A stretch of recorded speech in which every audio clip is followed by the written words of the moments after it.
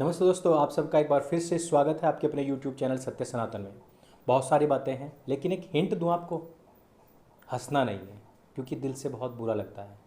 China में Uyghur मुसलमानों के द्वारा जो मस्जिदें बनाई गई थी, उनमें से 70% मस्जिदों को ना कि तोड़ा गया है बल्कि बम लगा करके उड़ा दिया गया था सन 2016 तक। वहाँ पर हर चीज़ के ऊपर पाबंदी है। आप बड़े कपड़े नहीं पहन सकते, चेहरा ढक नहीं सकते, लंबी दाढ़ी नहीं रख सकते, टोपी नहीं पहन सकते, यहाँ तक कि रोज़ा, रमजान, कुरान, अजान, नमाज, ये सारी की सारी चीज़ें आतंकवादी गतिविधियों के अंतर्गत ली जाती हैं। लेकिन उन जिन मस्जिदों को उड़ाया गया था, वहाँ पर क्या बनाया गया है, क्या बनाया गया है, नेक्स्ट वीडियो में बताऊँगा। आज की बात करेंगे आमिर खान के विषय में। आमिर खान के बारे में जो कुछ भी सोशल मीडिया पर चल रहा है वो सारा कुछ सही है। यानी कि वो व्यक्ति जो यहाँ पर, जिसको इस भारतवर्ष ने सब कुछ दिया, उसको नेम दिया, फेम दिया, उसका बेस क्या था? उसकी ओवर एक्टिंग देख देख करके लोग पक चुके थे। एक समय आया जब उसका खुद का भाई एक्टिंग में उससे आगे निकल रहा था। उसने खुद के भाई को टॉर्चर करके कमरे के अंदर बंद करके, कौन है उसका भाई? मेला मूवी में जो आमिर खान का दोस्त है वो उसका भाई ही है। उसको बंद करके पागल तक घोषित करवा दिया था, करंट तक लगवाए थे। उसके भाई ने बाहर निकल करके इसके ऊपर आरोप भी लगाए थे। लेकिन क्योंकि इन लोगों की लॉबी बहुत बड़ी है, इसलिए उन चीज़ों को उठाने वाला कोई होता नहीं है।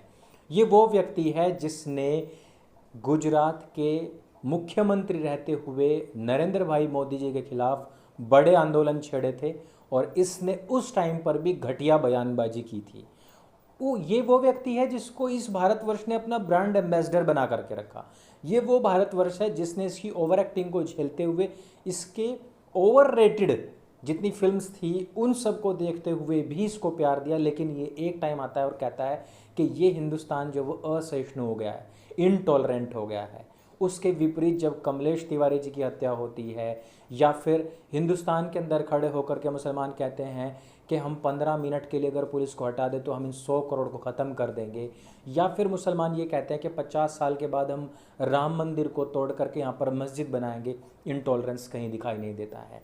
गोरक्षकों को रोड पर मार दिया जाता है, हिंदू संगठन के लोगों को बड़ी बेरहमी के साथ में मारा जाता है, कोई इंटॉलरेंस नहीं आता है। दिल्ली के अंदर बंदूकें लहराई जाती हैं, हिंदुओं को हाथ पैर काट करके आग में झोंक दिया जाता है, कोई इंटॉलरेंस नहीं आता है। बेंगलोर के अंदर आगजनी कर दी जाती है, कई लोगों को मारा जाता है, लूटपाट की जाती है, अल्लाह अकबर के नारे लगाए जाते हैं, कोई इंटॉलरेंस नहीं आता है। पिछले दिनों में देख रहा था कुछ जो आमिर खान के बहुत, मतलब ये समझ लीजिए कि बहुत गंदे वाले फ़ैन हैं, उन लोगों ने क्या कहा था, अक्षय कुमार नकली दाढ़ी लगा करके केसरी मूवी बनाता है, असली टैलेंट है कि लाल सिंह चड्ढा के लिए आमिर खान ने इतने साल तक फिल्म ही नहीं ली और दाढ़ी बढ़ाई, और उसमें एक्चुअल एक्टिंग करने के लिए, एक्चुअल दाढ़ी दिखाने के लिए उसने ये सारी मेहनत करी है। और उस मेहनत के ऊपर क्या पानी फेरा है आज की तारीख में? आमिर खान ने टर्की पहुंचा, वहाँ के राष्ट्रपति की वाइफ से बातचीत करी और बताता है कि मैं वैसे बहुत खुश हूँ। यही नहीं, वो महिला भी ट्वीट करके बताती है कि आमिर खान के साथ मैंने मीटिंग की, बहुत अच्छा लगा। आमिर खान कर क्या रहा है? इसी लाल सिंह चड्ढा मूवी की शूटिंग टर्की में हो रही है। और यही नहीं, वहाँ की जो मूलभूत चीज़ें हैं, जो वहाँ का जो पर्यटन है, वहाँ के जो अलग अलग सेक्टर में काम करने वाली जो वहाँ की सरकारें जो काम कर रही हैं, उन सब में भी योगदान देने का काम आमिर खान ने शुरू कर दिया है। अर्थात यहाँ पर ब्रांड एम्बेसडर नहीं बनाया जा रहा है, तो हम जाएंगे टर्की के ब्रांड एम्बेसडर बन जाएंगे। टर्की से इतनी खुन्नस क्यों है? टर्की से इतनी खुन्नस इसलिए क्योंकि टर्की जो है वो पाकिस्तान का सबसे बड़ा सहयोगी है। टर्की ने ही पाकिस्तान को वो वायुयान, वो विमान दिया था जिससे कि भारत के विमानों के ऊपर, लड़ाकू विमानों के ऊपर हमला किया गया था। टर्की ने वो विमान लिए थे अमेरिका से, सिर्फ इसलिए क्योंकि वो खुद यूज़ करेगा, और उसने वो विमान उठाकर दे दिए थे पाकिस्तान को। और जो कुछ भी आपने पिछले दिनों अभिनंदन वाला जो पूरा केस देखा है, इस सब में टर्की का बहुत बड़ा हाथ था। यही नहीं, भारत के ऊपर हमला करवाने, आतंकवादी संगठनों को वहाँ पर सक्रिय करने और भारत में घुसपैठ करने के लिए टर्की सबसे आगे रहता है।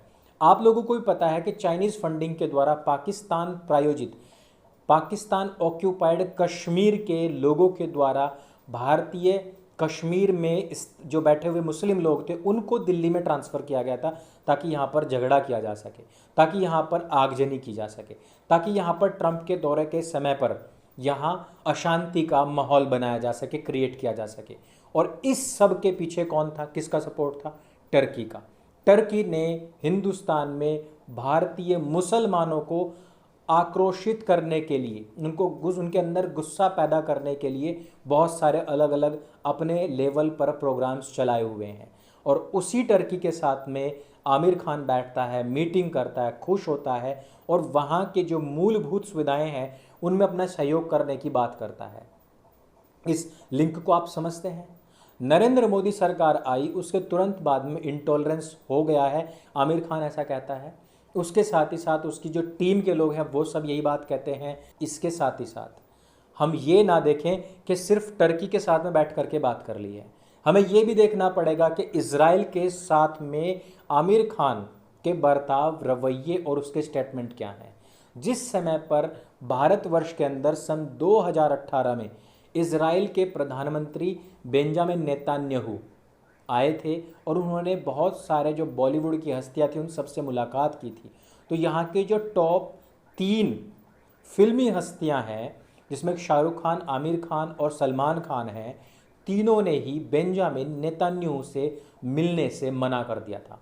और उसका कारण ये था क्योंकि वो यहूदी हैं और कुरान और हदीस ये कहती है कि जब तक अंतिम यहूदी को भी ख़त्म करने का निर्णय मुसलमान नहीं करेगा उसको जन्नत नहीं मिलेगी।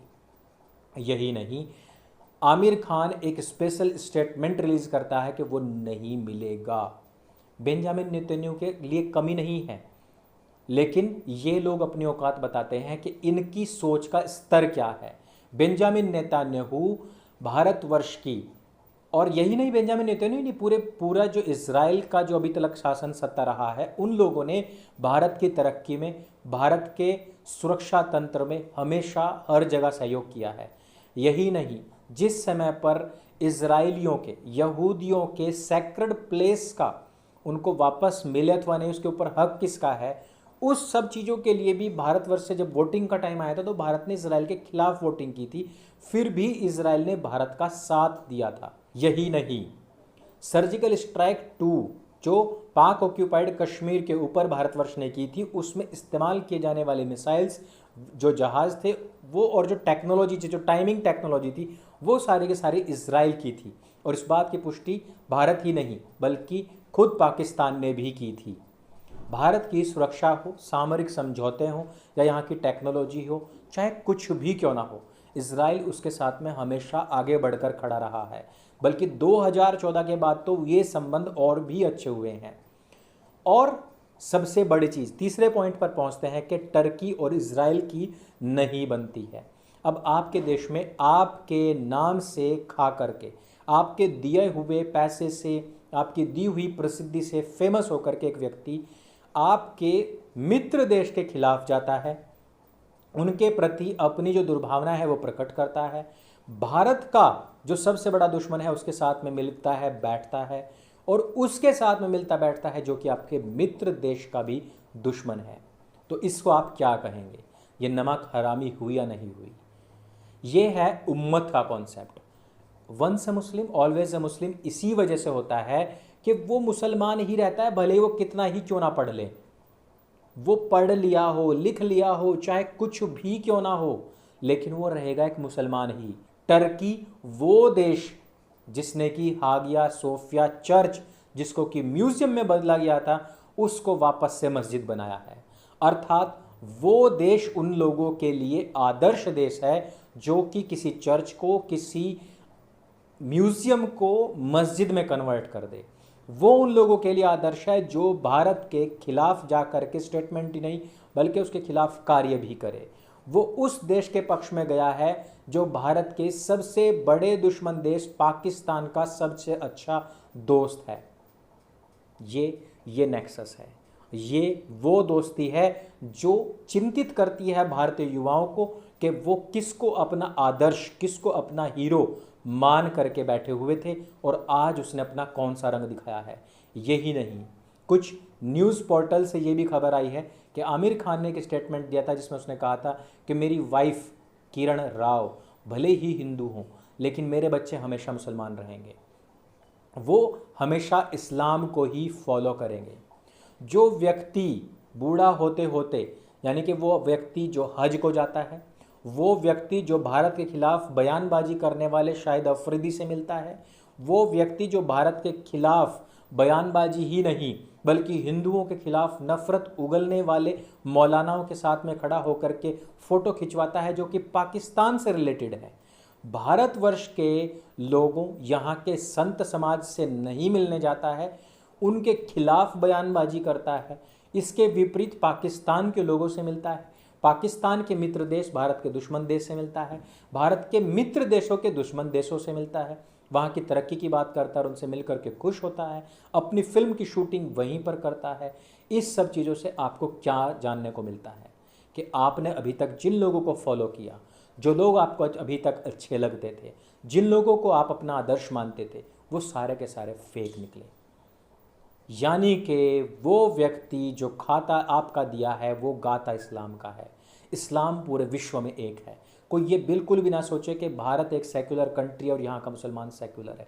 यहाँ का एक भी मुसलमान आपको सेक्युलर मिल जाएगा तो मुझे भी आकर के बता देना, क्योंकि सेक्युलरिज्म का कॉन्सेप्ट, देशभक्ति का कॉन्सेप्ट, सीमाओं का कॉन्सेप्ट और काफिरों के साथ में प्यार से रहने का कॉन्सेप्ट इस्लाम में नहीं है। आपको 2-4 लोग मिलेंगे जो इस बात को कहेंगे, लेकिन या तो वो इस्लाम को पूरी तरीके से फॉलो नहीं करते हैं, या तो वो वैसे मुसलमान हैं जो अच्छी तरीके से कुरान को, हदीसों को फॉलो नहीं करते हैं, वो कहीं ना कहीं अपने कल्चर में, अपनी संस्कृति में, जो यहाँ की सनातन वैदिक सभ्यता संस्कृति है उसको मानते हैं, और या फिर ये होगा कि वो आपके साथ में झूठ बोल रहे हैं, दगा कर रहे हैं, जिसको इस्लाम की भाषा में तकैया कहा जाता है।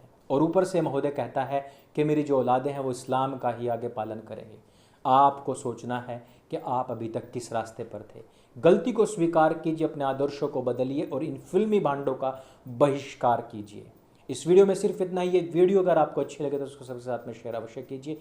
इस चैनल को आगे बढ़ाने के लिए अपने गिलहरी प्रयास देने हेतु नीचे दिए गए लिंक को ज्वाइन करें। वहाँ पर देने वाले जितनी वीडियोज़ होती हैं उनको 10 मिनट दे करके अपने साथियों के साथ में शेयर अवश्य करें। मेरे संग बोलिए सत्य सनातन वैदिक धर्म की जय। जय हिंद, वंदे मातरम।